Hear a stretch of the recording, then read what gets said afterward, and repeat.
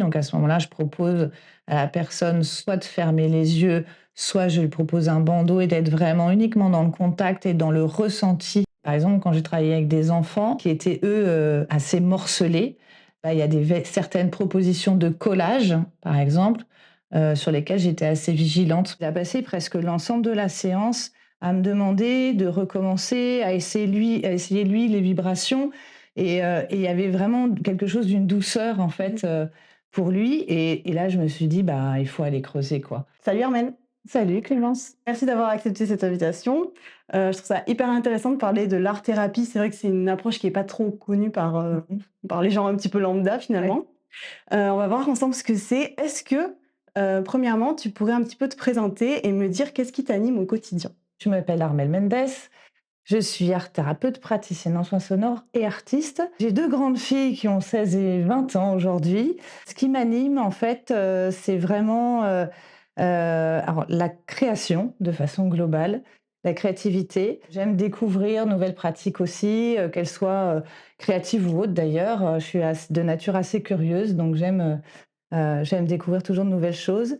Depuis toute petite, j'ai vraiment eu cette, envie, de m'occuper des personnes, qui étaient a priori mises de côté. C'est quelque chose qui m'a toujours, intéressée. Je pense que, j'étais moi-même quelqu'un d'assez renfermé et dans une famille où il y avait pas vraiment de place pour les émotions et du coup, je pense que je me sentais un peu à part et je pense que c'est de ça aussi qu'est venue l'envie de m'occuper des personnes qui étaient a priori, un peu exclues donc très vite, assez jeune, en fait, au collège, j'avais très envie de devenir éducatrice spécialisée et de travailler avec, des personnes handicapées. C'était, mon idée de départ. Donc je suis partie me former, alors un peu plus tard, hein, pas dès le collège, mais je suis partie me former en tant qu'art thérapeute, ensuite et du coup, j'ai travaillé rapidement à l'hôpital en pédopsychiatrie, donc avec des enfants, des ados et des adultes, donc avec des personnes qui avaient beaucoup de problématiques, relationnelles, émotionnelles, des troubles de l'attention. Avec hyperactivité, mais aussi autisme, psychose et en fait, du coup, en travaillant avec, ce public avec des problématiques ou des symptômes très variés, en fait, rapidement, j'ai eu envie d'avoir une approche un peu singulière et je pense que comme de façon personnelle, finalement, moi qui étais plutôt, jeune, introvertie, qui avait du mal à m'exprimer et qui trouvait pas forcément les lieux pour, bah, en fait, moi, j'aimais, peindre, j'aimais dessiner. C'était vraiment quelque chose qui m'apportait du bien-être pour moi et qui me permettait vraiment d'exprimer des choses où je n'arrivais pas à mettre des mots dessus et en fait, donc arrivée à l'hôpital, je trouvais que c'était une médiation intéressante de proposer, finalement une approche qui soit pas forcément, uniquement par le langage, mais, un langage plastique, un langage émotionnel qui fait appel au sens, au corps et donc rapidement, en fait, je suis allée me former en tant qu'art thérapeute.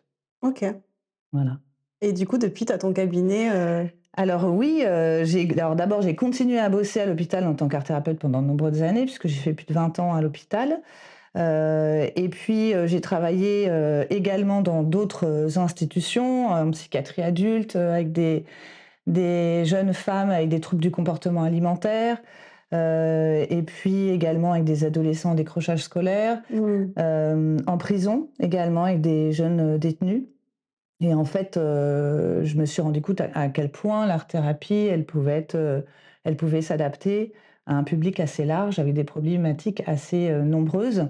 Donc j'ai poursuivi comme ça et puis j'ai rencontré les bols ou les bols m'ont rencontré. Je sais pas dans quel sens c'est fait, mais je crois que au départ, c'était vraiment une rencontre personnelle OK. où, pour moi, le bol et la vibration du bol particulièrement me donnaient vraiment une sensation de détente assez spontanée, Mmh. de bien-être et aussi, il y avait vraiment cette fonction pour moi d'ancrage où je pense que j'ai quand même une tendance à être, beaucoup, d'être assez rêveuse, d'être assez intuitive, mais parfois du coup avec du mal, à l'époque, avec du mal à m'ancrer dans la réalité et en fait, le bol vraiment, pour moi, ça résonnait de cette manière-là. Donc au départ, c'était quelque chose de tout à fait personnel. Et puis à l'époque, je travaillais encore donc à l'hôpital. Je l'avais amené pour en parler avec mes collègues.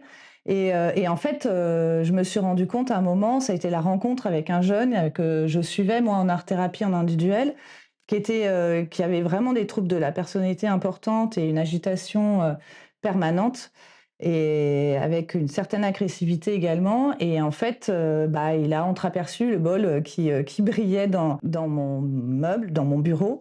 Et du coup, il a voulu voir ce que c'était. Donc j'ai eu une seconde où je me suis demandé si c'était le bon moment, est-ce que c'était adapté ou pas. Et puis finalement, je l'ai sorti. Et en fait, j'ai été impressionnée. Je lui ai proposé de mettre la main sous le bol et de faire chanter et vibrer le bol. Et en fait, j'étais impressionnée de la manière dont ça l'a recentré, ça l'a apaisé. Et il y avait vraiment, on sentait vraiment que ça venait adoucir quelque chose pour lui. Et en fait, il a passé presque l'ensemble de la séance à me demander de recommencer, à essayer lui les vibrations. Et il y avait vraiment quelque chose d'une douceur en fait pour lui. Et là, je me suis dit, bah, il faut aller creuser quoi. Ouais. Donc c'est un peu ça le déclencheur aussi pour aller chercher du côté de la sonothérapie. Et donc voilà, j'ai cherché ce qui existait comme formation. Il en existe beaucoup, comme l'art-thérapie d'ailleurs. C'est pas facile de faire le tri. J'ai donc décidé d'aller me former à différents endroits parce qu'il y avait des approches différentes qui m'intéressaient, que ce soit une entrée avec quelqu'un qui est musicien de formation, une autre où il y avait plus un travail sur tous les centres énergétiques, tous les chakras, et puis une autre personne qui venait elle-même du monde justement de l'hôpital, de la psychiatrie, et qui avait du coup une approche encore un peu différente.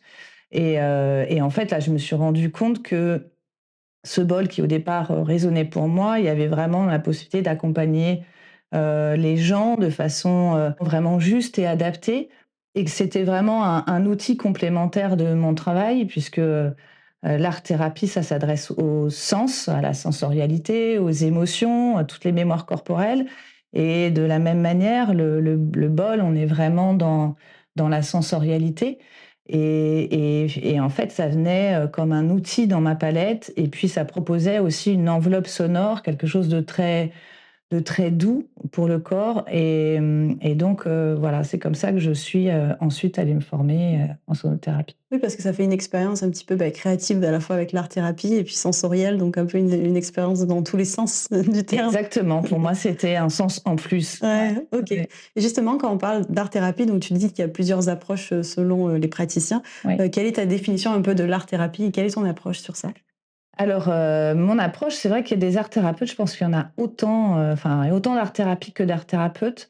Moi, j'étais formée dans une école, sur Paris, pendant 3 ans. J'ai une formation, dans l'école qui est une approche, psychanalytique, mais je me suis aussi, du coup, formée, tout ce qui est une approche, humaniste, et notamment avec l'approche de Jung, où il y a l'idée d'inconscient collectif.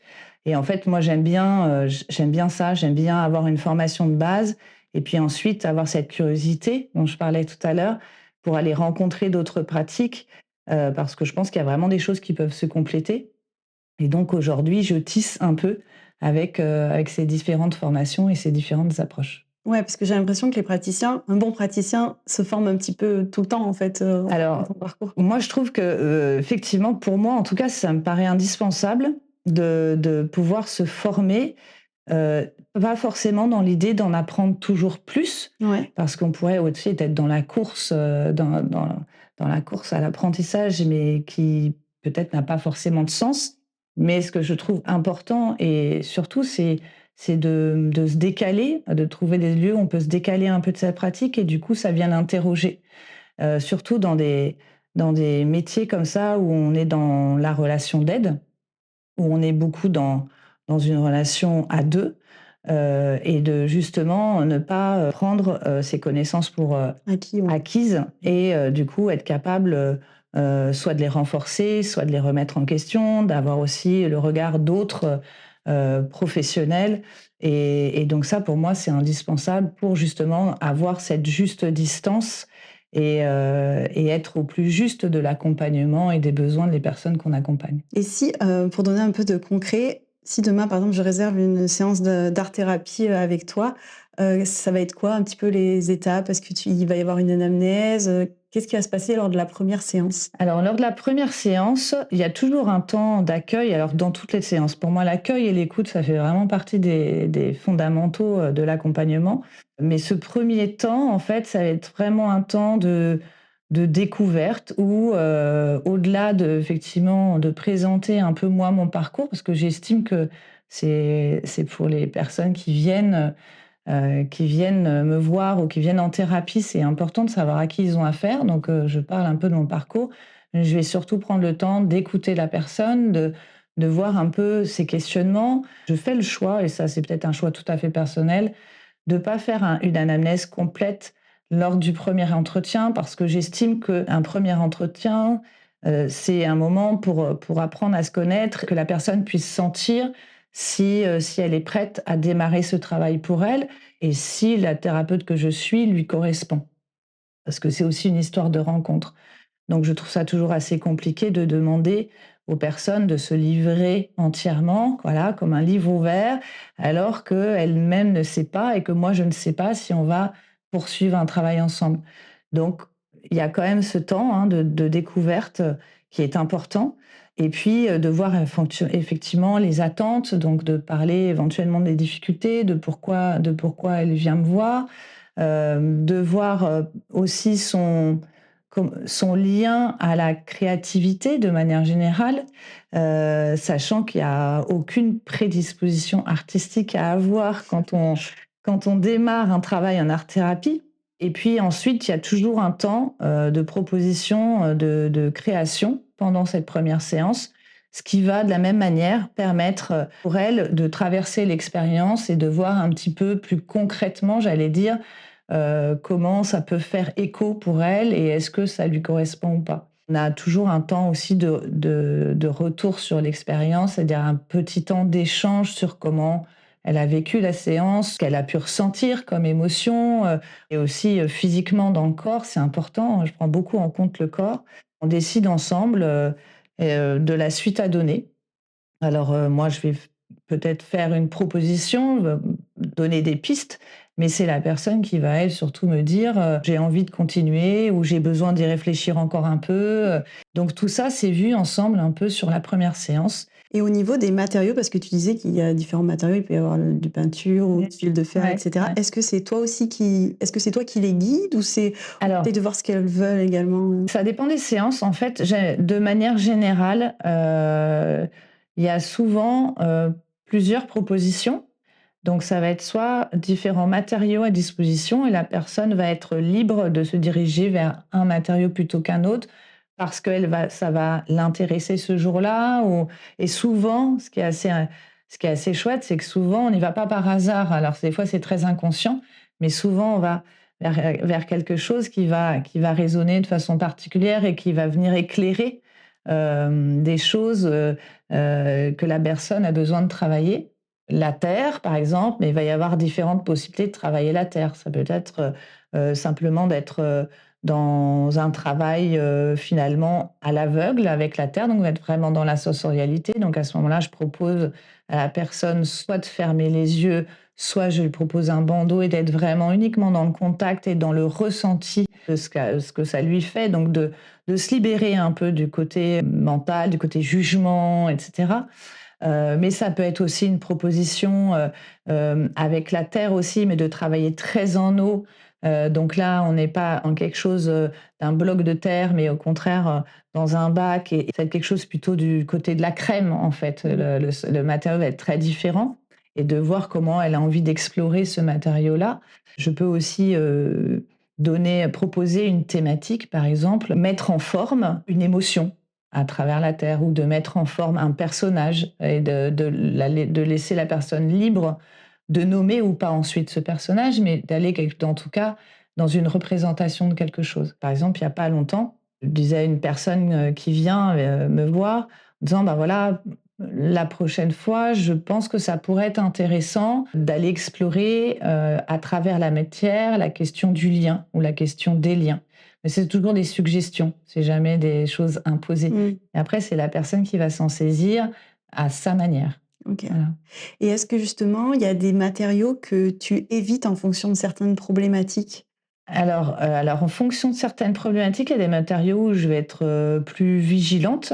Par exemple, le fil, alors tout dépend aussi parce qu'il y a beaucoup de façons de travailler le fil, mais le fil de laine, c'est quelque chose qui est très souple, qui, a priori, seul ne se tient pas s'il n'y a pas, s'il n'y a pas de support ou s'il y a pas donc pour certaines personnes qui ont besoin justement, d'avoir un appui, d'avoir une assurance, ça peut être difficile d'aller, justement de ce côté-là, mais on peut le travailler de manière différente. On peut aller justement sur le fil de fer qui lui a déjà une certaine tenue, qu'on peut mettre en forme, à qui on peut donner du mouvement et cetera.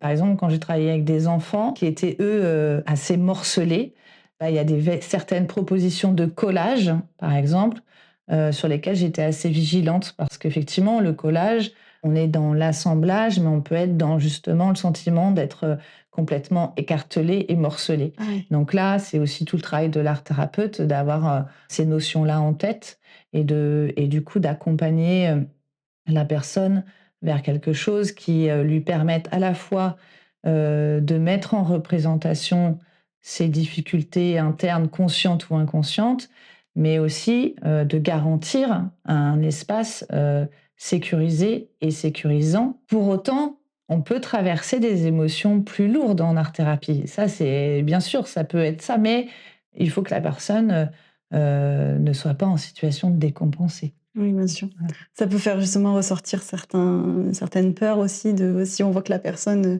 si comme tu dis, on va utiliser le collage et on sent qu'elle se sent pas bien, Mmh. on peut se dire aussi en tant que thérapeute, j'imagine: «Ah là, il faut aller travailler aussi sur Oui, cette bah, en fait, il y a problématique». des choses qui s'éclairent aussi au fur et à mesure des séances. Effectivement, il y a des choses, c'est en soi, la première séance, elle donne une orientation, mais en fait, c'est, heu, c'est réajusté au fur et à mesure. C'est vraiment un tissage, j'allais dire, hein, entre le thérapeute et la personne pour voir au fur et à mesure parce que parfois la demande de base, qui est a priori une demande consciente, de la personne qui arrive, on la travaille et puis émergent d'autres, problématiques, soit que des fois la personne pensait résolue en arrière et puis en fait ça revient, parce qu'on a rarement des évolutions linéaires, hein. Souvent il y a des choses quand on les a pas complètement, dénouées, bah, des fois elles ont tendance à se déplacer, à se mettre ailleurs ou à se manifester de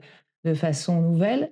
Et donc, voilà, là, à ce moment-là, on va dire: «Ah bah, peut-être qu'il y a ça», soit moi je vais le suggérer, soit des fois c'est la personne, hein, d'ailleurs, elle me dit: «Ah, ça je pensais l'avoir dépassé complètement et en fait, je vois que ça revient, bah, je comprends pas» et donc effectivement, là, on en parle, on voit comment on peut travailler ça, donc ça oriente à chaque fois, et ça guide un peu, le travail. Mmh.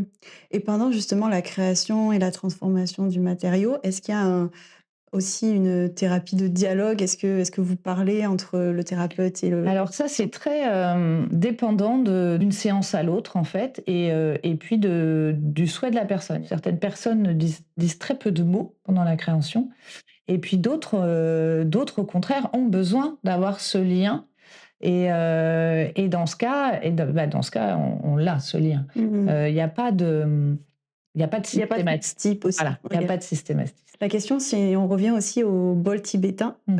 est-ce que tu les intègres à chaque fois ou c'est pareil? Est-ce que c'est en fonction du profil ou de la séance? Dans un accompagnement d'art-thérapie, je peux, par exemple, dire à une personne, «Je serais partante de vous proposer vraiment une séance complète en massage sonore». Je pense que là, ça peut vraiment accompagner, le travail, mais aussi à l'intérieur d'une séance, par exemple, la semaine dernière, j'avais une personne, en art-thérapie et qui a exploré des émotions assez riches, qui remontaient d'assez loin, assez lourdes et en fait, justement, en fin de séance, j'ai vraiment proposé un temps, avec les bols, ce qui permettait à la fois, d'ancrer des choses qu'elle venait de mettre en conscience et en même temps, de rassembler et de détendre en Mmh. fin de séance pour que justement elle puisse partir, aussi, heu, un peu Apaisé. apaisée. Mmh. Voilà. Pour un peu expliquer les bols tibétains, donc ça émet des vibrations Ouais.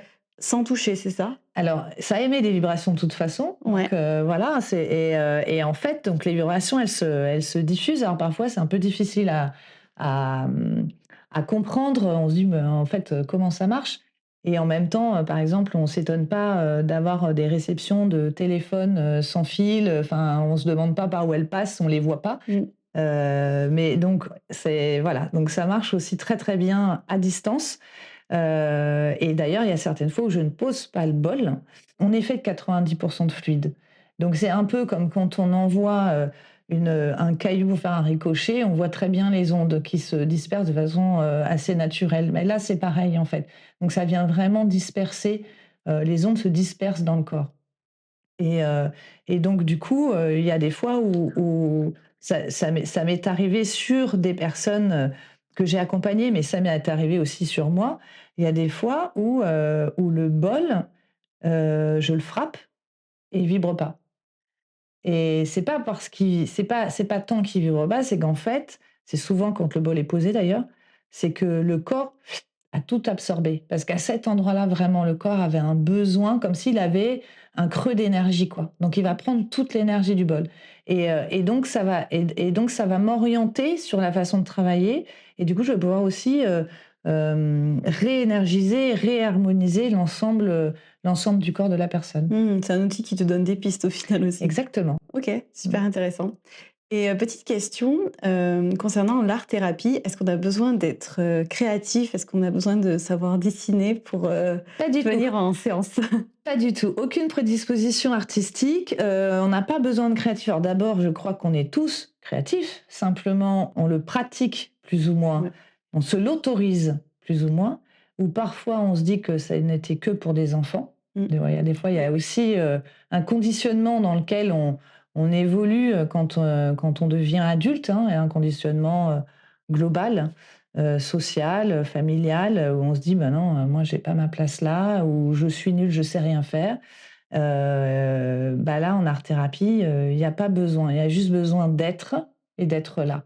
C'est assez régulier des fois que des personnes me disent: «Alors là aujourd'hui, là franchement je sais pas» et en fait, chaque fois, en quelques secondes, ça démarre. Parfois, c'est juste l'appréhension, parfois c'est aussi l'appréhension, par exemple, de la feuille blanche ou des choses comme Ouais. ça et dans ce cas, bah, je vais proposer des choses où pareil, on va se décaler et qui permettent de démarrer.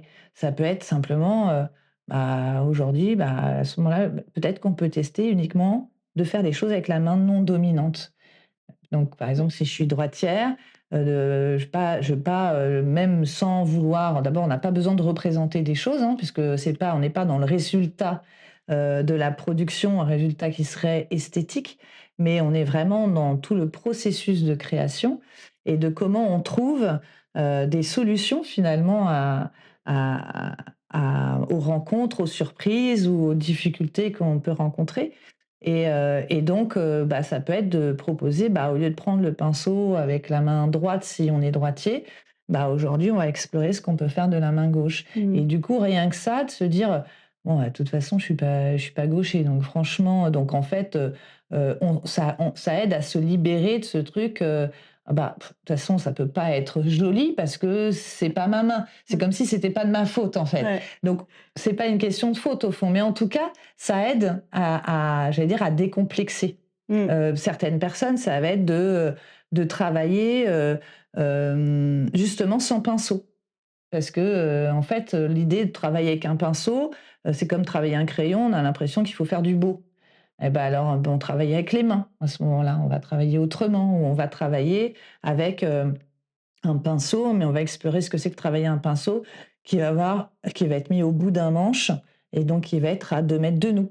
Donc là, OK. effectivement, bah, on maîtrise plus du tout le geste de la même manière. Ouais. Donc ça va être des choses ou de travailler, par exemple, en musique et de suivre la musique ou de travailler, les yeux fermés. Quels sont un petit peu les profils, ou les problématiques que tu as l'impression qui reviennent assez souvent? Il y a des profils différents. Il y a des personnes qui ont envie d'apprendre à mieux se connaître. C'est vraiment dans le cadre d'un développement personnel. Elles ont envie de retrouver quelque chose de plus authentique et voilà. Puis il y a les personnes qui vont être plutôt assez stressées, assez angoissées de ce qu'elles vivent au quotidien, qui ont besoin vraiment d'un sas de décompression et puis il y a beaucoup de personnes aussi qui sont, on va dire, qui sont en période de transition, c'est-à-dire, où, les repères, sont complètement déstabilisés. Donc ça peut être, un déménagement, un changement de travail, ça peut être un deuil, donc toutes les périodes de transition Mmh. comme ça, qui vont venir un peu, bouger les lignes et qui vont d'une part être assez déstabilisantes, mais parfois sont aussi le moment où il y a des vieux dossiers qui remontent du coup. Est-ce que c'est plus des hommes? Est-ce que c'est plus des femmes? Est-ce que tu as un Alors moi je m'adresse à tout le monde, mais c'est vrai que j'ai quand même une majorité de femmes qui viennent et je pense que c'est, en partie, alors peut-être que les femmes, se posent, de façon générale un peu plus, sont un peu plus sensibles à ce qui se passe à l'intérieur d'elles-mêmes. Alors que, les hommes qui ont peut-être une surcharge émotionnelle vont aller, dans voir des potes, dans un sport d'équipe ou des choses comme ça, où il y a quelque chose, qui est un peu tourné vers l'extérieur, qui va être, qui va décharger en fait l'émotionnel, sans pour autant, avoir, envie d'aller creuser, d'aller chercher au fond et je pense qu'il y a aussi beaucoup quelque chose, d'intégré où, un homme ça se plaint pas quoi. Il y a un truc un peu comme ça mmh, où, ça exprime pas ses ça émotions? exprime pas ses émotions, on pourrait se penser qu'il est fragile et du coup que ce ne serait pas un homme. Enfin, Mmh. voilà et je pense qu'il y a aussi comme ça, j'allais dire un fantasme qui a été construit, hein, sur une société, quand même assez, patriarcale, mais en tout cas qui fait que je pense qu'aujourd'hui les hommes s'autorisent moins parce que ce serait reconnaître une part peut-être de fragilité et qui serait, peut-être dangereuse pour eux, dont ils ont un peu peur, quoi. Donc je Ouais. pense que c'est aussi dû à ça. Mais justement, sur ces profils-là qui ont du mal à exprimer, leurs émotions, est-ce que ça serait pas justement plus intéressant, d'avoir une thérapie, par l'art, plutôt qu'une thérapie de dialogue? Parce que, lorsqu'on fait une thérapie de l'art, on n'est pas forcément obligé de parler, donc ça ils Mmh. peuvent aussi exprimer leurs émotions d'une manière différente. Est-ce que c'est Ouais, pas là aussi les ouais. bénéfices de l'art-thérapie par rapport à une thérapie de dialogue? Bah, alors, moi je trouve qu'effectivement c'est très intéressant, mais donc là on touche autre chose, c'est-à-dire qu'effectivement, quand même de façon assez encore une fois, de façon assez globale, je veux pas faire de caricature. Mais il y a cette idée aussi que parfois, l'art, le dessin, c'est pour les femmes. Il y a quand même un peu ça. Mmh. Comme le tricot serait que, féminin, par Mmh. exemple, donc c'est autant je pense qu'effectivement, c'est quelque chose qui est vraiment intéressant, autant il y a quand même cette idée qui circule pas mal, donc je pense qu'il y a ça fait partie des freins, je pense pour certains hommes qui peut-être aimeraient, mais qui n'osent pas passer ce cap, voilà, de peur du «qu'en dira-t-on» quoi, Mmh. finalement.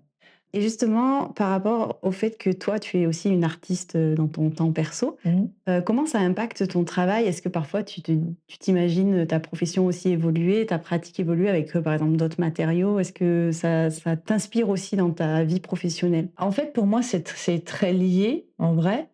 Quand on se forme à l'art-thérapie, il y a différentes choses qui sont un peu indispensables. C'est d'avoir d'abord fait un travail, personnel sur soi, d'avoir un peu déblayé chez soi, c'est fondamental et de le poursuivre derrière parce qu'on a, à mon avis, jamais fini son chemin. Donc pour éviter d'aller projeter des problématiques personnelles sur les personnes qu'on accompagne, c'est bien de faire le tri de son côté.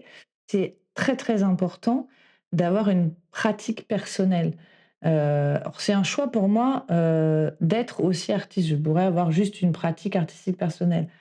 Pratique artistique, elle est fondamentale parce que pour un peu comprendre par quoi les personnes, qu'on accompagne, passent, dans la rencontre du matériau, il faut qu'on l'ait nous aussi expérimenté et qu'on le continue de l'expérimenter. Mmh. Donc ça, par exemple, dans la formation d'art thérapeute, on fait énormément de travail, ce qu'on appelle, expérientiel, de mise en pratique. Donc de continuer d'avoir une pratique artistique personnelle, c'est important. Ça vient nourrir, mon travail, en tant que, d'art thérapeute. Oui, pour le coup, pour être, Pour être art thérapeute, faut être créatif. Pas les patients forcément, mais Bah, en tout pour être cas, il faut art être thérapeute. créatif, mais alors attention, il faut être créatif, mais la créativité, ça se travaille et pour Tout à tout le fait. monde et ce n'est pas réservé à certains. Mmh. C'est ça, enfin, c'est C'est vraiment pas tout. quelque chose qu'on a, dès qu'on est, c'est un truc Non, qu'on développe. non, c'est quelque chose que, c'est une attirance qu'on a, Mmh. plus ou moins, mais ça se travaille et ça se développe.